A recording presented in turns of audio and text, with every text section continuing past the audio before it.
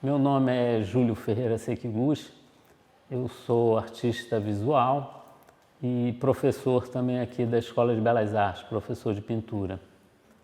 E há 17 anos que eu já faço uso, trabalho, sou fardado de uma igreja do Daime, e foi quando eu conheci, eu achei interessante, porque logo no primeiro dia eu tomei o Daime e falei, não, é isso aqui mesmo, sabe? Assim, eu tive uma convicção de que eu procurava, eu vinha, tem toda essa formação cristã, né, de batizado, de igreja católica, e passei pelo budismo também, que eu gostava de procurar, mas eu tive assim uma identificação muito grande com o Daime, né?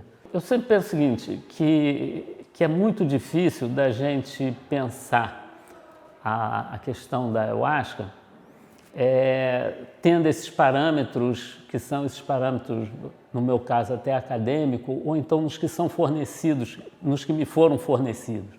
Porque eu teve uma época que eu estava tão envolvido dentro do Daime, com a ayahuasca, que eu achei que eu tinha que largar tudo. Cheguei e falei, não, eu vou largar, vou me dedicar a isso aqui.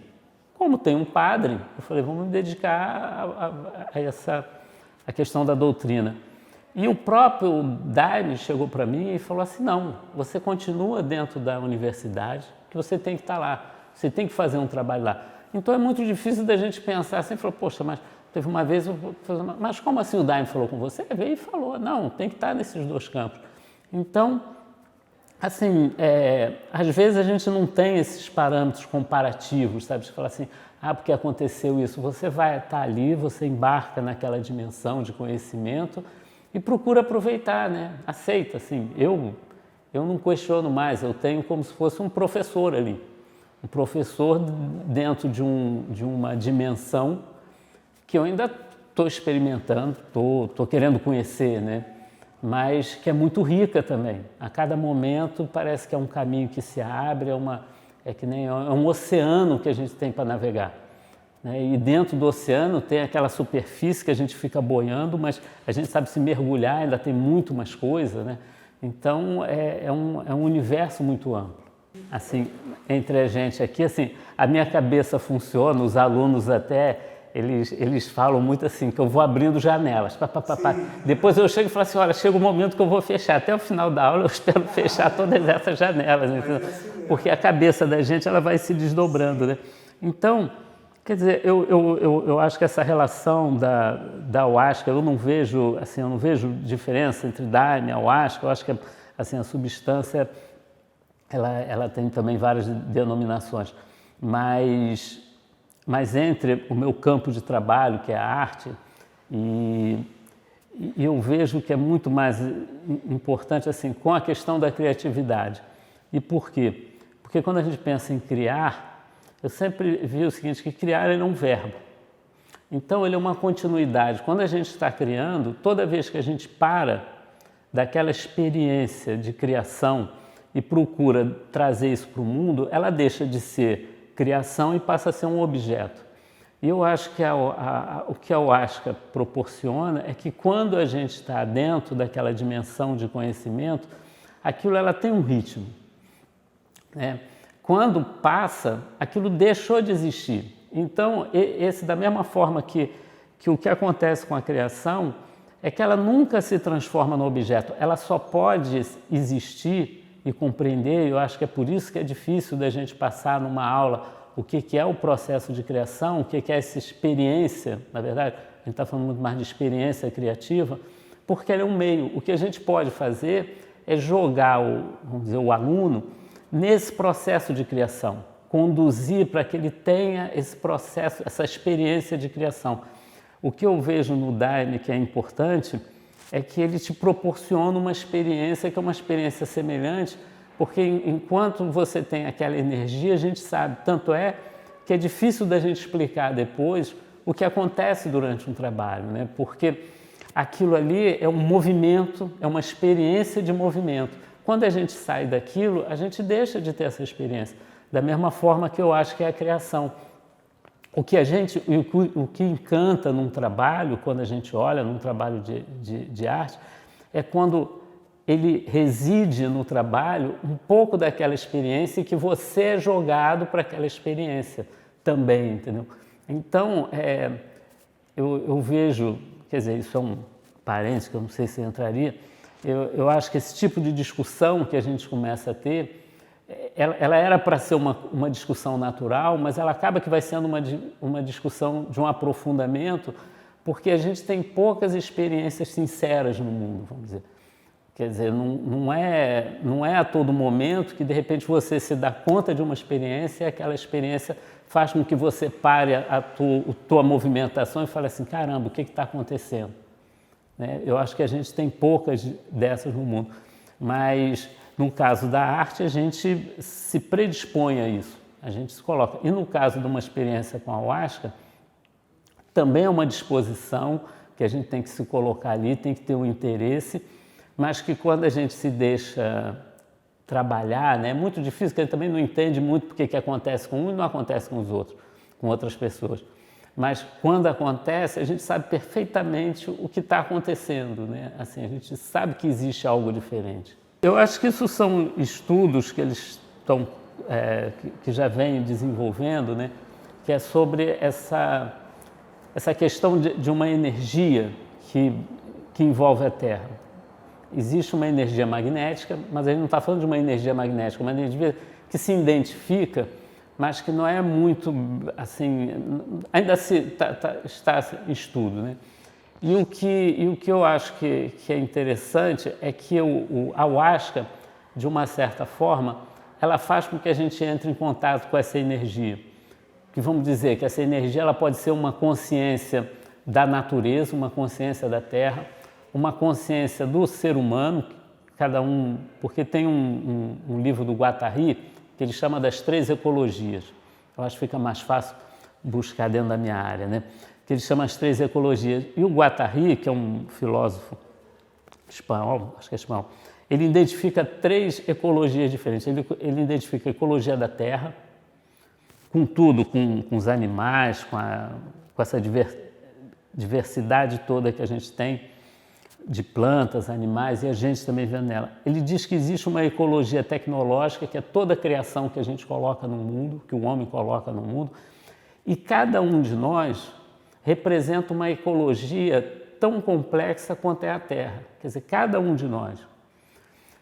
Só que essas 3 ecologias, elas estão separadas. Elas ainda não conseguiram estar juntas, né? Então, eu acho que tudo isso bate para uma nova consciência que as pessoas, né, estão pesquisando, de que é o momento e essa consciência, de uma consciência, conforme ela vai se desenvolvendo, a gente vai conseguir com que elas tenham uma harmonia. Ou seja, esses 3 pensamentos, que seria a ecologia da Terra, a ecologia do ser humano individual e a ecologia tecnológica que a gente produz, dela viverem harmonicamente. A gente sabe que tem esses contatos, né? Eu acho que a gente, de uma certa forma, intui, e isso já vem sendo intuído, mas eu acho que cada vez mais isso vem sendo trabalhado, né? Eu acho que aí a gente começa a buscar pistas, porque eu acho o seguinte, não adianta a gente querer entender, quer dizer, não é que não adianta querer entender, a gente vai entendendo, são vários caminhos, mas no meu ponto de vista, eu acho que para a gente entender esse desdobramento de consciência que a ayahuasca proporciona, eu acho que a gente tem que mergulhar dentro daquilo que ela está nos dando. Não vai ser com parâmetros que a gente tem estabelecido que a gente vai ter essa compreensão dentro da totalidade, né? Que a gente vai poder ter essa compreensão, né? dessa dimensão, até porque essa dimensão que a gente vive ela é muito presencial.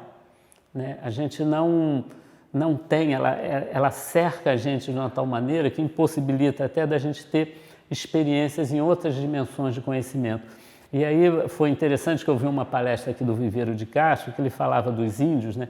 que para o índio, quando ele sai, a relação dele com a natureza é muito mais aberta. E, por exemplo, quando ele sai para caçar, ele vai caçar uma onça. Vamos dizer que ele esteja lá no meio do mato para caçar a onça. Chega um determinado momento nessa caçada que ele começa a ouvir a onça falando com ele. Entre os índios, eles falam que quando você começa a ouvir a onça falando com você, você tem que matar a onça para desfazer um feitiço. Ou seja, nessa luta entre as caçadas, a onça conseguiu te enfeitiçar e não é você que está ouvindo a onça. Quer dizer, você que está se transformando em onça, não é uma capacidade que tem. Então, você tem que matar a onça primeiro para romper esse feitiço. E o interessante aí da história é que quando ele contou, né, as pessoas, a gente às vezes até acha engraçado e ri dessa situação, mas ele diz que o índio, ele admite pelo menos a nossa dimensão de conhecimento, que seria do homem branco, vamos dizer, a dimensão da onça, a dimensão da floresta, e outras que a gente às vezes nem tem contato, ou seja, a percepção, a experiência de estar no mundo para o índio é muito maior do que a nossa. A nossa só tem essa que é extremamente presencial. Então, eu acho isso até triste, porque é muito pobre, na verdade, né? E a nossa relação, a gente costuma dizer o seguinte, que a gente só pode ter uma análise das coisas se a gente tiver uma comparação. Se você não tem com o que comparar, como que você vai saber se aquilo é bom ou ruim? Entendeu? Então, quando a gente tem métodos comparativos, e para você ter métodos comparativos, a gente tem que conhecer outras coisas, né? Porque senão a gente fica eu acho assim, numa experiência muito pobre.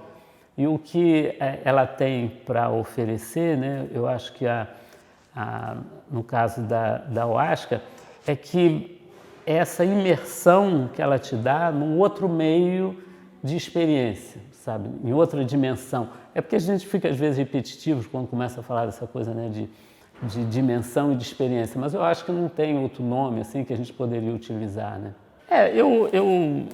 Eu acho que uma coisa, assim, dentro desse processo que eu falei de comparação, da gente ter coisas para poder comparar, o que essa experiência com a ayahuasca me deu foi ampliar esse meu processo de comparação. Então, eu acho que a gente tem como pegar um tipo de conhecimento e jogar pelo outro. Inclusive, dentro da própria academia, a gente vê que isso é possível, porque eu estudo filósofos que parece que eles estão intuindo já essas possibilidades de conhecimento, que já tinham, mesmo sendo europeus, que não tiveram contato, mas que se a gente pegar esse universo de conhecimento e trabalhar com outro, eles podem se juntar e dar um terceiro elemento. Até se a gente for pensar a questão da dialética, é isso. Você tem uma maneira de pensar, joga com outra maneira de pensar, essas duas juntas vão dar uma terceira, que é um outro compreensão completamente diferente. E aí é importante que faz com que a gente não... Imagina a abelha, por mais perfeita que ela seja, ela vai construir a colmeia sempre da mesma maneira, né? Por quê? Porque aquilo ali, ela está presa àquele sistema, dentro daquele que chegou a ser uma perfeição. Eu acho que o que faz a gente não virar uma abelha, não virar repetitivo, é esses processos de comparação que a gente tem que ter. No que você tem esse processo de comparação, a gente evolui. E, quer dizer, não é que evolua, né? A questão não é essa. Eu acho que a gente sai de um processo de repetição. É que a gente tem que tomar muito cuidado com as palavras, porque às vezes o que a gente pensa não é realmente, assim, a palavra ela não vai dizer o que a gente está pensando. A palavra, às vezes, ela pode ser muito pobre. Isso eu acho que é uma outra situação que eu acho que é importante. É esse discurso que no mundo, porque a gente só se comunica se a gente puder falar, mas existem experiências não verbais, entendeu? A experiência não verbal, ela é que eu acho que dá essa dimensão diferente que fez a gente, né, teoricamente, a gente diz que o nosso problema é que a gente questiona o ser humano, a gente questiona a nossa existência no mundo, né? Até então a gente não pensa assim, né? Por que no momento que a gente pensa a nossa existência no mundo, a gente pensa no tempo, pensa na morte, então a gente começa a pensar o que eu estou fazendo aqui, né? Então a gente vai vendo que esses desdobramentos são muito maiores. Eu acho que o que eu queria trazer para o trabalho é que ele mudou radicalmente a minha produção de arte. Eu procuro hoje trabalhar com elementos que simbolicamente tragam também essa ideia de captação de energia. Tem um psicanalista, que é o William Reich, que ele foi um cara assim, muito importante, porque eu tinha vários estudos, e quando eu li o Reich, é que fechou a minha ideia de trabalho, porque ele tem elementos, ele diz, por exemplo, que existe uma energia cósmica no universo, que hoje intui-se que essa energia seriam os neutrinos, e até, novamente, essa relação que eu gosto de fazer com a academia, os dois cientistas físicos que receberam o prêmio Nobel foram que comprovaram a existência dos neutrinos. Eles acham que essa energia de cura são os neutrinos, que são produzidas no Sol. A temperatura lá no interior do Sol é tão grande que é como se ele dissolvesse a matéria.